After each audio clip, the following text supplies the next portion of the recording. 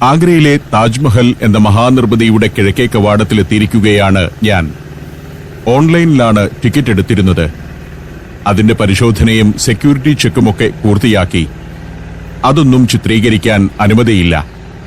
ഇനി അകത്തേക്ക് നടക്കുകയാണ്. വഴിയുടെ ഇരുവശത്തും ഒരേപോലുള്ള 2 കെട്ടിടങ്ങളുണ്ട്. അതിൽ ഇടതുവശത്തുള്ള കെട്ടിടത്തിൽ ഒരു ടൂംബ് ഉണ്ട്. ഷാജഹാൻ ചക്രവർത്തിയുടെ മറ്റൊരു ഭാര്യയായിരുന്ന സിർഹിന്ദി ബീഗത്തിന്റെ ഖബറാണ് അത്. താജ്മഹലിന്റെ സമീപത്തേക്കെത്താൻ 3 കവാടങ്ങളാണുള്ളത്. അതിൽ കിഴക്കേ കവാടമാണിത്. ഇടതുവശത്ത് അല്പം മാറി തെക്കേ ഗേറ്റും ഞാൻ നടക്കുന്ന ദിശയിൽ നേരെ മുന്നിൽ മറുവശത്തായി പടിഞ്ഞാറേ ഗേറ്റുമുണ്ട്. ആ ഗേറ്റുകളിലൂടെയെല്ലാം താജ്മഹലിന് സമീപമെത്താം. ചുവന്ന സാൻഡ്സ്റ്റോണിന്റെ വലിയൊരു ലോകമാണിത്. താജ്മഹൽ ഒഴികെ ഇവിടെയുള്ള നിർമ്മിതികളെല്ലാം ചുവന്ന സാൻഡ്സ്റ്റോൺ കൊണ്ടാണ് ഉണ്ടാക്കിയിരിക്കുന്നത്. നീളൻ കെട്ടിടങ്ങൾക്കകത്ത് പലരുടെ ഖബറുകളുണ്ട്. മുഗൾ ശൈലിയിൽ ചുവന്ന സാൻഡ്സ്റ്റോൺ കൊണ്ട് പണിത ഖബറുകളാണത്. ഇപ്പോൾ മുന്നിൽ കാണുന്ന വലിയ നിർമ്മിതിയാണ് താജിന്റെ ഗ്രേറ്റ് ഗേറ്റ്. അത് കടന്നു വേണം താജ്മഹൽ കാണാൻ കയറിപ്പോകാൻ. താജിന്റെ പടിപ്പുര അതാണ്. അങ്ങകലെ താജിന്റെ വെണ്മയാർന്ന മകുടം കാഴ്ചയിലേക്കെത്തുന്നുണ്ട്. തിളങ്ങുന്ന മാർബിൾ മകുടം. യമുനയുടെ കരയിലുള്ള അതിനടുത്തേക്ക് ഇനിയും കുറെ നടക്കാനുണ്ട്. പ്രധാന കവാടം ലക്ഷ്യമാക്കി നടക്കുമ്പോൾ മരത്തണലുകളിൽ കുറെ പേർ കൂടി നിൽക്കുന്നുണ്ട്. ഗൈഡുകളാണ്. ID കാർഡണിഞ്ഞ് ഇന്നത്തെ ആദ്യ ആളെ പിടികൂടാനുള്ള നിൽപ്പ്. 250ഉം 500ഉമൊക്കെയാണ് ചാർജ്. ഒരു ഗൈഡിന് ആളുകളെ കിട്ടിയിരിക്കുന്നു. അയാൾ ജോലി തുടങ്ങിക്കഴിഞ്ഞു. ഞാൻ ഗ്രേറ്റ് ഗേറ്റിന് അടുത്തേക്കുള്ള നടത്തം തുടർന്നു. താജ്മഹലിനെ പോലെ തന്നെ സുന്ദരമായൊരു നിർമ്മിതിയാണ് ഈ കവാടം. ചുവന്ന സാൻഡ്സ്റ്റോണും വെള്ള മാർബിളും കൊണ്ടുള്ള ഒരു നിർമ്മിതി. ദർവാസ ഇ റൌസ എന്നാണ് അതറിയപ്പെടുന്നത്. 1632 മുതലുള്ള 6 വർഷം കൊണ്ട് പണിതതാണ് ഇത്. താജ്മഹലിന്റെ പണികൾ നടക്കുന്നതിനൊപ്പം തന്നെ ഈ കവാടവും പണിയുന്നുണ്ടായിരുന്നു. ഉസ്താദ് അഹമ്മദ് ലഹൌരിയായിരുന്നു വാസ്തുശില്പി. മതിലിന്റെ ഒരു ഭാഗത്ത് ഇക്കാണുന്നതാണ് സൗത്ത് ഗേറ്റ്. കരകൌശല വസ്തുക്കളുടെ മാർക്കറ്റും മറ്റുമുണ്ട് അതിനപ്പുറം. ഞാൻ മെയിൻ ഗേറ്റിന് സമീപത്തേക്ക് നടന്നു. അതിരാവിലെ ഇവിടേക്ക് വരുമ്പോൾ ഇന്നത്തെ ആദ്യ സന്ദർശകരിൽ ഒരാളാവാമെന്നായിരുന്നു എന്റെ ചിന്ത. നേരം 8 മണിയാവുന്നതേയുള്ളൂ. അപ്പോഴേക്കും തന്നെ ഇവിടെ ജനം നിറഞ്ഞു കഴിഞ്ഞു. ഇന്നലെ വെള്ളിയാഴ്ചയായതിനാൽ ഇവിടെ അവധിയായിരുന്നു. അതുകൊണ്ട് തന്നെ ശനിയാഴ്ച രാവിലെ നല്ല തിരക്കാണ്. മുഗൾ കാലഘട്ടത്തിലെ വമ്പൻ മോസ്കുകളുടെ പടിപ്പുരയുടെ ശൈലിയിലാണ് ഗ്രേറ്റ് ഗേറ്റിന്റെ നിർമ്മാണം. ഖുർആൻ സൂക്തങ്ങൾ അതിൽ ആലേഖനം ചെയ്തിരിക്കുന്നു. അകത്തേക്ക് കയറുമ്പോൾ ഗ്രേറ്റ് ഗേറ്റിന്റെ ഗാംഭീര്യം കാണാം. പേർഷ്യൻ ശൈലിയിലുള്ള അലങ്കാരങ്ങൾ നടത്തിയ ഒരു പടുകൂറ്റൻ കവാടം. അതിനുള്ളിലൂടെ ധാരാളം ആളുകൾ മറുഭാഗത്തേക്ക് നടക്കുന്നുണ്ട്. വെള്ളിയാഴ്ചകളിൽ താജിലേക്ക് സന്ദർശകരെ പ്രവേശിപ്പിക്കുകയേയില്ല. താജ്മഹൽ കാണാൻ പോകാൻ പദ്ധതിയിടുന്നവർ അക്കാര്യം പ്രത്യേകം ഓർക്കണം. കവാടം കിടക്കുമ്പോൾ അങ്ങകലെ അതാ ആ മനോഹര നിർമ്മിതി. ലോകമെങ്ങും പ്രശസ്തമായ ഇന്ത്യയുടെ ചിഹ്നമെന്ന് വിശേഷിപ്പിക്കപ്പെടുന്ന താജ്മഹൽ. ലോകത്ത് ഏറ്റവും അധികം ആളുകൾ കണ്ടിട്ടുള്ള, ഏറ്റവും കൂടുതൽ ഫോട്ടോ എടുക്കപ്പെട്ടിട്ടുള്ള മനുഷ്യനിർമ്മിതികളിലൊന്ന്. പ്രഭാതസൂര്യന്റെ പ്രകാശത്തിൽ തിളങ്ങി നിൽക്കുകയാണത്. അടുത്ത കാലത്ത് പൂർണ്ണമായും വൃത്തിയാക്കുക കൂടി ചെയ്തതോടെ വെണ്മ അല്പം കൂടി വർദ്ധിച്ചിട്ടുണ്ട്. ഇന്ത്യ ലോകത്തിനു മുന്നിൽ വെക്കുന്ന ക്ലാസിക് നിർമ്മിതിയാണത്.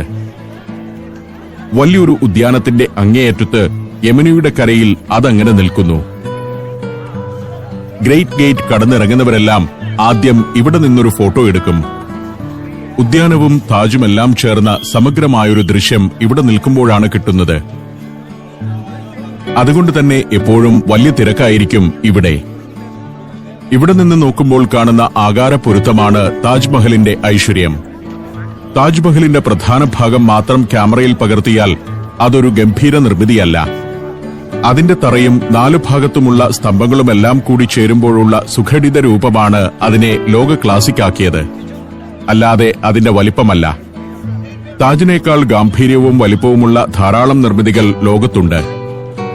എന്നാൽ ഇതിനെ ഇങ്ങനെ അകലെ നിന്ന് കാണുമ്പോഴുള്ള പ്രത്യേക ഭംഗിയുണ്ടല്ലോ, അതാണ് താജ്മഹലിന്റെ മഹത്വം. അതിന്റെ ശില്പിയെ മനസ്സാ നമിക്കാതിരിക്കാൻ കഴിയില്ല. ഈ ഭാഗത്തു നിന്നും ഫോട്ടോ എടുക്കുമ്പോഴാണ് താജിന്റെ പൂർണ്ണ സൗന്ദര്യം കൃത്യമായി ലഭിക്കുന്നത്. ആളുകൾ ഇവിടെ തിക്കിത്തിരക്കുന്നതിന്റെ കാരണവും അതാണ്. മുൻഭാഗത്ത് ഇക്കാണുന്ന പുൽമൈതാനം മുഗൾ സാമ്രാജ്യകാലത്ത് ഇങ്ങനെയായിരുന്നില്ല. നിറയെ ചെടികളും മരങ്ങളുമുള്ള മുഗൾ ഗാർഡനായിരുന്നു ഇവിടം. അക്കാലത്ത് ഇവിടെ നിന്നും താജ്മഹലിന്റെ ഇങ്ങനെയൊരു കാഴ്ച ലഭിച്ചിരുന്നുമില്ല. 19-ാം നൂറ്റാണ്ടിന്റെ അവസാന കാലത്ത് ബ്രിട്ടീഷുകാർ ഉദ്യാനത്തെ ഒന്ന് റീഡിസൈൻ ചെയ്തു. മരങ്ങളൊക്കെ വെട്ടിനീക്കി ബ്രിട്ടനിലുള്ളതുപോലെ പുൽമൈതാനം ഇവിടെ ഒരുക്കിയത് അവരാണ്. പ്രധാന കവാടം കടന്നുവരുമ്പോൾ താജ്മഹലിന്റെ വിശാലമായ ഒരു കാഴ്ച ലഭിക്കാൻ ഉദ്യാനത്തിലെ മരങ്ങൾ മാറണമെന്ന് ബ്രിട്ടീഷുകാർ തീരുമാനിക്കുകയായിരുന്നു. ഗ്രേറ്റ് ഗേറ്റ് കടന്ന് ടൂറിസ്റ്റുകൾ വന്നുകൊണ്ടേയിരിക്കുന്നു. ഓരോ മിനിറ്റിലും നൂറുകണക്കിന് ആളുകൾ എത്തുന്നു. താജിന് സമീപത്തേക്ക് നടക്കാൻ ഞാൻ തീരുമാനിച്ചു. നീളത്തിലുള്ള ഒരു റിഫ്ലക്റ്റിംഗ് പൂളിന്റെ ഇരുവശത്തുമായാണ് നടപ്പാത. 5ാമത്തെ മുഗൾ ചക്രവർത്തിയായിരുന്നു ഷാജഹാൻ. ഷാജഹാൻ ചക്രവർത്തിയുടെ 3ാമത്തെ ഭാര്യയായിരുന്നു മുംതാസ് മഹൽ, ഷാജഹാന്റെ ഏറ്റവും പ്രിയപ്പെട്ട പത്നി. അതീവ സുന്ദരിയും ബുദ്ധിമതിയുമായ മുംതാസ് ഭരണകാര്യങ്ങളിൽ വരെ ചക്രവർത്തിയെ സഹായിച്ചിരുന്നു. ഷാജഹാനും മുംതാസുമായുള്ള അഗാധ പ്രണയം അക്കാലത്ത് തന്നെ പ്രശസ്തവുമായിരുന്നു. 1631-ൽ ഡക്കാൻ പീഠഭൂമിയിലേക്ക് പടനയിച്ച ഷാജഹാന്റെ സംഘത്തിൽ മുംതാസും ഉണ്ടായിരുന്നു. അന്ന് പൂർണ്ണ ഗർഭിണിയായിരുന്നു മുംതാസ്. ഒരു പടകുടീരത്തിൽ വെച്ച് അവർ തന്റെ 14ാമത്തെ കുഞ്ഞിന് ജന്മം നൽകി. ആ പ്രസവത്തോടെ മുംതാസ് മരിക്കുകയും ചെയ്തു. അന്നവർക്ക് 38 വയസ്സായിരുന്നു. താപ്തി നദിക്കരയിലെ സൈനാബാദ് പൂന്തോട്ടത്തിലാണ് ആദ്യം മുംതാസിന്റെ മൃതദേഹം ഖബറടക്കിയത്. അവിടെ ഒരു താൽക്കാലിക കുടീരവും ഷാജഹാൻ നിർമ്മിച്ചു. ഇവിടമാണ് ഒരു പ്രധാന ഫോട്ടോ സ്പോട്ട്. താജ്മഹലിനെ പശ്ചാത്തലമാക്കി ആളുകൾ ഫോട്ടോകൾ എടുത്തുകൂട്ടുന്ന ഒരിടം. ചെറിയൊരു ജലാശയത്തിന് നടുവിൽ ഇവിടെ ഒരു മാർബിൾ മണ്ഡപമുണ്ട്. അതിൽ കയറി നിന്നാൽ താജിനെ പശ്ചാത്തലമാക്കി നല്ല ചിത്രങ്ങൾ എടുക്കാം. ലോക നേതാക്കൾ വരെ എത്തുമ്പോൾ ഇവിടെ നിന്ന് ഫോട്ടോകൾ എടുക്കാറുണ്ട്. ഈ പൂളിനപ്പുറം ഒരു മാർബിൾ ബെഞ്ചുണ്ട്. അതിലിരുന്നും ആളുകൾ ഫോട്ടോ എടുക്കുന്നു. US മുൻ പ്രസിഡന്റുമാരായ Barack Obama, Donald Trump, Facebook CEO Mark Zuckerberg, Hollywood താരങ്ങളായ Tom Cruise, Leonardo DiCaprio, Julia Roberts എന്നിങ്ങനെ താജിന് മുന്നിൽ നിന്ന് ഫോട്ടോ എടുത്ത സെലിബ്രിറ്റികളുടെ ലിസ്റ്റ് വളരെ നീണ്ടതാണ്. കുറച്ചു നടന്ന് ഞാൻ പിറകോട്ട് തിരിഞ്ഞു നോക്കി. ഞാൻ കടന്നുവന്ന ഗ്രേറ്റ് ഗേറ്റ് അതാണ്. ഇവിടെ നിന്ന് മുന്നോട്ട് താജിനടുത്തെത്താൻ ഇനിയും കുറെ നടക്കാനുണ്ട്. താജ്മഹലിന്റെ ഏറ്റവും മനോഹരമായ ദൃശ്യങ്ങൾ ലഭിക്കുന്ന ഒരു ഭാഗം ഇതാണ്. നീളൻ റിഫ്ലക്റ്റിംഗ് പൂളുകൾ താജിന്റെ തൊട്ടടുത്ത് വരെയുണ്ട്. ഇതാണ് എത്രയോ കാലമായി നാം ചിത്രങ്ങളിൽ കാണുന്ന താജ്മഹലിന്റെ ഏറ്റവും പൂർണ്ണതയോടെയുള്ള ഫ്രെയിം. ആ കാഴ്ച ഒന്ന് പകർത്തിയ ശേഷം ഞാൻ വീണ്ടും മുന്നോട്ട് നടക്കാൻ തീരുമാനിച്ചു. തന്റെ പ്രാണസഖിക്കു വേണ്ടി അതുവരെ ലോകത്തുണ്ടാകാത്ത സൗന്ദര്യമുള്ള ഒരു കുടീരം നിർമ്മിക്കണമെന്നാണ് ഷാജഹാൻ ചക്രവർത്തി ആഗ്രഹിച്ചത്. അത് രൂപകൽപ്പന ചെയ്യാനുള്ള ആൾക്കുവേണ്ടിയും ശില്പികൾക്കു വേണ്ടിയും ഏഷ്യയിലുടനീളം അന്വേഷണം നടന്നിരുന്നു. അങ്ങനെ ഇറാനിൽ നിന്നും തുർക്കിയിൽ നിന്നുമുള്ള വാസ്തുവിദഗ്ധരെ കണ്ടെത്തി. അതിൽ പ്രമുഖൻ ഇസ്മായിൽ ഖാൻ എന്നറിയപ്പെട്ടിരുന്ന ഇസ്മായിൽ അഫാൻഡി ആയിരുന്നു. ഇവരെക്കുറിച്ചുള്ള ചെറിയ വിവരങ്ങളെ ചരിത്രത്തിലുള്ളൂ. ഇവിടെ നിന്നും ഇടത്തേക്ക് തിരിഞ്ഞ് ഒരു പാതയുണ്ട്. ആളുകൾ നേരെ മുന്നിലൂടെയുള്ള പാതയിലൂടെയാണ് താജിനടുത്തേക്ക് പോകുന്നത്. ഞാൻ അല്പം വ്യത്യസ്തമായി ഇടത്തേക്കുള്ള പാതയിലൂടെ നടക്കുകയാണ്. താജ്മഹലിന്റെ തറയുടെ ഉയരം ഇവിടെ നിൽക്കുമ്പോൾ കാണാം.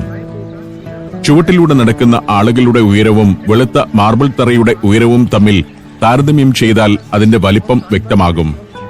ഭൂമിക്ക് മുകളിലേക്ക് തറയുടെ ഉയരം ഏതാണ്ട് 20 അടിയാണ്.